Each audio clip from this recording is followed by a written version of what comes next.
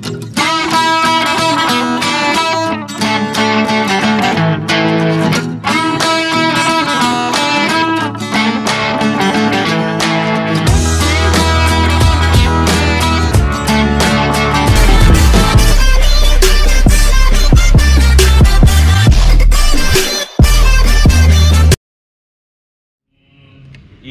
Ulumuddin. Bismillahirrahmanirrahim. At-tarfur rabi. Taraf bagian yang keempat fi ni'amillahi ta'ala, membahas tentang nikmat-nikmat Allah Subhanahu wa ta'ala. Fil usulil lati minha tahsulu al-at'imah, tentang asal muasal atau dasar atau sumber, allati minha, yang dari sumber itu, tahsulul at'imatu, asalnya makanan-makanan itu, wa tasiru salihatan, dan menjadi salihatan, menjadi baik, menjadi maslahat, sesuai li ayyuslihal adami, diusahakan oleh anak Adam ba'da zalika, setelah itu, bison atihi, dengan perbuatannya atau dengan pekerjaannya. Bapak-bapak, ibu-ibu, nikmat Allah yang tidak terbatas, yang kata Allah, wa in ta'uddu ni'matallahi la tuhsuha. Apabila kalian menghitung-hitung nikmat Allah, maka kalian pasti tidak akan mampu untuk menghitungnya.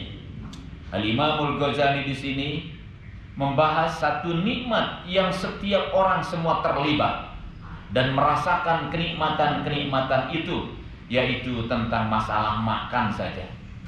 Kalau membahas masalah nikmat-nikmat yang lain, mungkin seumur hidup kita tidak akan mampu untuk membahasnya, untuk menulisnya. Bahkan apabila lautan dijadikan sebagai tintanya, batang-batang pohon dijadikan sebagai penanya, itu tidak akan cukup untuk menulis tentang kenikmatan-kenikmatan Allah Subhanahu wa ta'ala untuk kita. Di sini tentang asal-usul sumber makanan dari mana, dan manusia bagaimana membuatnya sehingga makanan itu bisa bermanfaat, menjadi banyak. Maka setiap ada manusia, di situ ada makanan.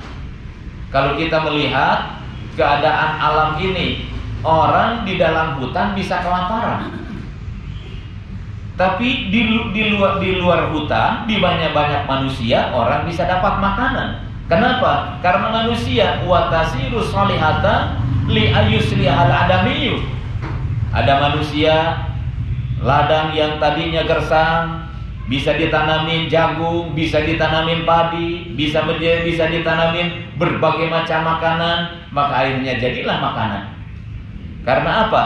Li ayyuslihal adamiyyu ba'da zalika bison'atihi, dengan kerjaannya itu. Yang membuat kue siapa? Yang menanam padi dari satu benih sampai jadi satu rumpun, kemudian dari satu rumpun mungkin menjadi satu kotak, yang tadinya sedikit menjadi banyak. Itu manusia, itu pekerjaan, diberikan oleh Allah nikmat pekerjaan seperti itu. Tapi hakikatnya semua itu adalah nikmat Allah. Karena manusia tidak bisa membuat tanaman, menumbuhkan tanaman dari sedikit menjadi banyak, dari satu menjadi tanpa terbatas. Bapak-bapak, ibu-ibu, kalau kita melihat keagungan Allah dari satu benih saja, itu luar biasa. Saya membaca sebuah sastra, seorang murid bertanya kepada gurunya tentang tanaman. Katanya, kau ambil segenggam tanah di tanganmu dan kau simpan sebutir benih di tanganmu, kau jaga, kau pelihara, dari satu benih ini dunia bisa tertutup dengan pohon. Coba kita jangankan tanaman padi, kita lihat satu biji mangga yang gede itu, apalagi biji apa namanya, bukan yang kecil, beringin. Tangkal caringin kan sikina sageng kumaha. Yang bulat seperti itu bukan biji, itu buah. Di dalamnya ada ratusan biji yang kecil-kecil, tetapi ditanam bisa jadi pohon beringin yang gede luar biasa. Satu pohon beringin berapa juta buahnya, berapa miliar mungkin bijinya.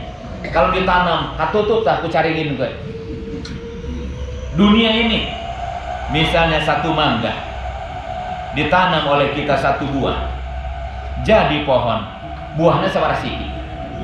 Dipelakan deui ka sikina, mungkin lebih dari 1000 buahnya. Ditanam lagi, yang 1000 dikalikan 1000, dikalikan 1000 lagi, dikalikan 1000 lagi. Sudah nggak terhingga. Manusia itu diberikan oleh Allah kemampuan untuk bisa seperti itu, ditanam, sehingga jadilah makanan-makanan itu. Belum binatang-binatang yang disebar oleh Allah. Jangan disangka kelelawar hanya sekedar hama penyakit, hanya penyakit hewan yang katanya bisa menyebarkan corona di zaman sekarang. Kelelawar itu makan buah-buahan yang sudah buduwis salah, kalau kata istilah fikih, yaitu makanan yang sudah baik untuk dimakan. Kalau itu sudah baik untuk dimakan, bijinya bisa tumbuh. Dimakan itu, kemudian masuk ke dalam perutnya, modal di mana-mana, jadi tanaman. Berak itu kelelawar di mana-mana, maka tugasnya kelelawar menyebarkan benih-benih, biji-biji di mana-mana. Di hutan tidak usah ditanam, cukup Allah dengan kelelawar menanam tanaman-tanaman itu. Itu adalah nikmat dari Allah. Jadi semua yang diciptakan oleh Allah itu ada hikmahnya, ada manfaatnya, ada fadilahnya. Ma khalaqtu hadza batila, kata Allah, aku tidak menciptakan ini dalam keadaan sia-sia. Semua ada manfaatnya. Namun lalai di dia memang nggak ganggu, taina di mana-mana. Tapi kenapa sampai terjadi seperti itu? Yang salah Allah atau kelelawar? Nggak ada yang salah adalah manusia. Jangan kita pernah menyalahkan Allah. Jangan seperti orang barat yang tidak punya iman. Satu saat ada anak muda, katanya sedang camping, di malam hari diserang oleh beruang. Akhirnya tapi dia selamat, padahal badannya sudah acak-acakan. Dia selamat, masih bisa hidup. Diwawancara, kamu menyalahkan beruang tidak? Dia bilang, saya tidak menyalahkan beruang. Apa sebabnya? Yang salah saya. Tidak salah beruang, sebab itu adalah tempat dia. Tapi saya menyalahkan Tuhan, kenapa menciptakan beruang. Kurang ajar. Namanya juga orang kafir, namanya juga orang tidak beriman. Kalau kita tidak akan pernah menyalahkan Allah Subhanahu wa ta'ala, segala sesuatu yang Allah berikan adalah nikmat. Maka Rasulullah mengajar kepada kita, mintalah senantiasa afiat, sampai panas gersang, mungkin kemarau berkepanjangan, kita tidak nyaman, kurang air. Allah nggak pernah salah. Kata Allah, kata Rasulullah, mintalah afiat. Kita lanjutkan, iklam, ketahuilah oleh anda semua bahwa waqasna atau sehat. Allah, kalau membahas tentang nikmat kita memang tidak akan habis-habis. Mudah-mudahan Allah memberikan hidayah taufik pada kita semuanya, ilmu yang bermanfaat, kekuatan iman Islam, sampai kita meraih husnul khatimah. Karena segala sesuatu dunia ini akan kita tinggalkan, bapak-bapak, ibu-ibu. Allahumma sholli ala sayyidina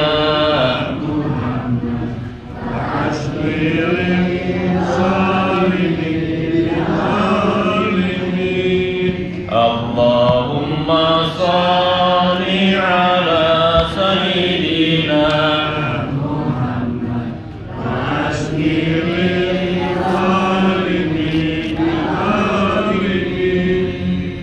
wa akhrijna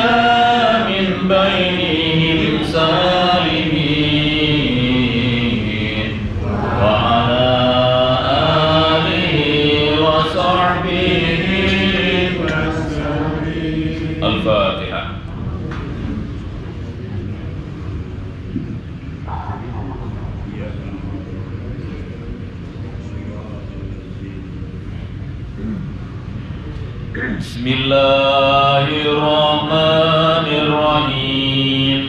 Inna fatahna laka fathan mubina liyaghfira laka Allahu ma taqaddama min dhanbika wa ma ta'akhkhar wa yansuraka Allahu nasran aziza wa kana 'inda Allahi wajihan fid dunya wal akhirah wa minal mukarramina wajhatu wajhihi allati fatara as-samawati wal ardh. Bismillahirrahmanirrahim. Nasrun minallahi wa fathun qarib wa basyiril mu'minin. Ya ayyuhallazina amanu kunu ansarallah kama qala Isa ibn Maryam lil hawariyina man ansari ila Allah qala al hawariyuna nahnu ansarullah. لا تأخذه سنة ولا نوم له ما في السماوات وما في الأرض من ذا الذي يشفع عنده إلا بإذنه يعلم ما بين أيديهم وما خلفهم ولا يحيطون بشيء من علمه إلا بما شاء وسع كرسيه السماوات والأرض ولا يئوده حفظهما وهو العلي العظيم.